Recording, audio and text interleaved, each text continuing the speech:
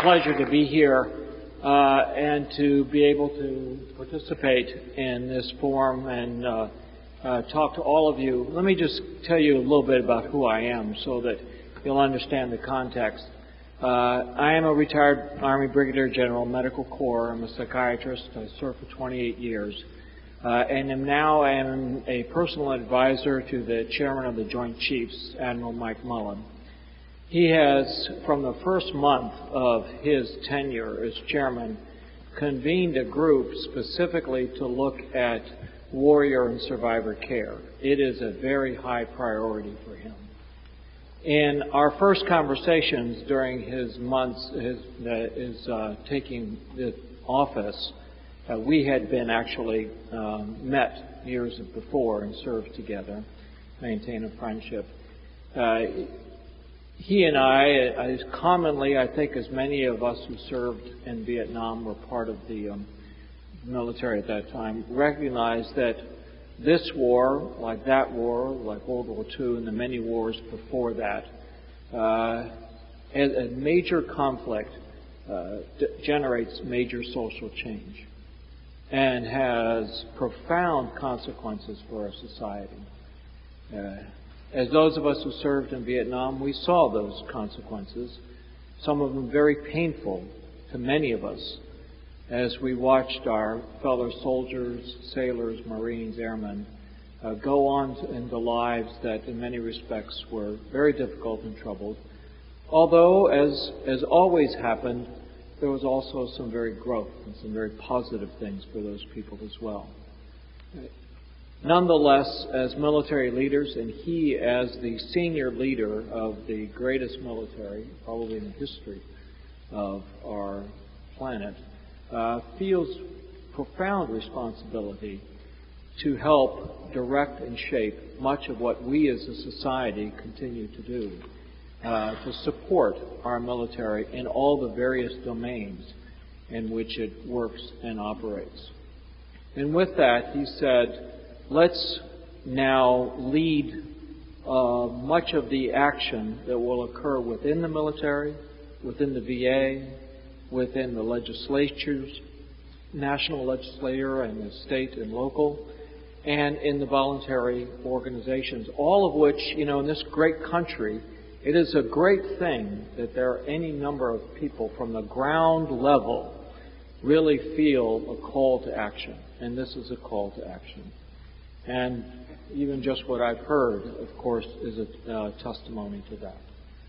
So I'm coming to you to represent and convey to you his commitment and our commitment as part of the leadership there, to assist the leadership, to help promote as well as coordinate and assist what are the many great ideas and contributions that all of you make and all of our fellow citizens make to our military that defends our nation, defends our freedom, and allows us to do what we all so treasure so much day to day. You've heard, particularly at this point, Admiral Mullen, now about 10 days ago, spoke about mental health screening. And it was captured in a USA Today article, and much has been, very fortunately, has been spotlighted about it. We have a commitment at our level as a team to see what's the best way to promote that and to carry that out, and to provide in a broad sense the psychological, psychiatric, social supports for our soldiers. And again, as you've heard, it is really not simply an issue of providing a diagnosis and treatment. I'm a psychiatrist. And it may be in some ways the worst thing to have a clinician do this. Because as you all know, doctors see the world through the lens of pathology. That's not always best, as my children and wife will tell me. Because there's much more to us than the problems that we have. we're much more energetic. We're much more resilient. We're much more positive than just the symptom that may show up. I say that because the changes that occur in serving in the combat theater and as well as in other situations are stressful, but as you know, stress produces growth as well as it produces problems. And the changes occur and are sustained through a lifetime. And our responsibility is to be able to understand that those variations in change do occur in all sorts of different ways. The reason I'm saying that is the idea of screening people, identifying problems with PTSD or other problems in psychological health, is not just a simple matter of having everybody seen face-to-face by a mental health provider. There is no evidence, and I can say that with some confidence for having had 35 years of clinical experience, there is no evidence that in fact that will do what we want to do. What we want to do is to make sure that a service member, when he or she comes back, is having a crisis and having a problem, feels the freedom and has the permission to seek care and treatment as they need it and when they need it. So we are now going back and deciding that we're going to do some very quick tests to identify the kinds of programs that are out there. And we're going to do some comparisons so that we can come back to the chairman and come back to the leadership of the Department of Defense and say, your purpose of having mental health screening or services is exactly the right purpose. But the way we do it, in fact, may require something else than what is traditionally thought.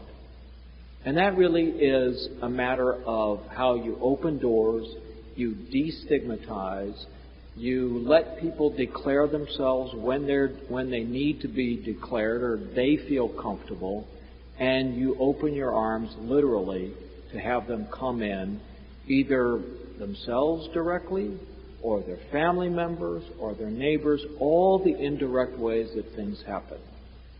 And I'll just close with the issue of stigma. We sometimes will take an idea or a feeling of stigma and sort of label it as, this is a problem that can be fixed, as if we're going to fix a carburetor when carburetors were fixed on cars. And that's just not the case.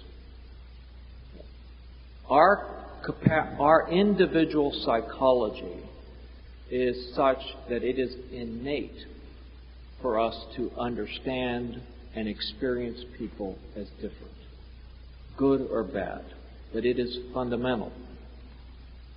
Not only that, we almost all inherently carry with us a basic instinct of shame about any illness or problem that we have. Think about it in your own lives. How hard it is to go and tell even your doctor about the problems that you have. My colleagues early on in medical school, we had a great professor who said, "You need to remember something, doctor, all patients lie." What he meant by that was you have to open yourself up to hear and find what they're going to tell you. So stigma is a cultural issue. Stigma is a problem that in this society, in the American society, we may not be as open about mental health problems and drug and alcohol problems and abuse, and we may not be as tolerant. But we also have to recognize that it's innate. And therefore, it is our responsibility as leaders and as care providers to be as thoughtful and sensitive to everyone and to find the ways that they will feel safe and secure to come into our various rooms or other sessions and tell us about the problems that we have. And to recognize that sometimes They may not do it when it's the best for them, and they may do it when they've gotten themselves into trouble. And it's there where the stigma issue and the judgmental issue, probably for us as a society and as citizens, is most important to recognize. Because lots of people, when it's so hard to admit that they've experienced distress and it's causing them trouble, can't get themselves to tell somebody until they've gotten into trouble with the law, they've lost some money, they've had problems with drug or alcohol, or they've had a bad fight with their spouse. We in the care provider world should recognize that that's just a way of signaling us that they need help. So we're going to approach this, we are committed to approaching this in as thoughtful and as broad and as a sensitive way as we can. We owe it to all those who have served, defended our country. We owe it to them. We owe it to our families and to their families. And we owe it to the nation at large. Thank you so much.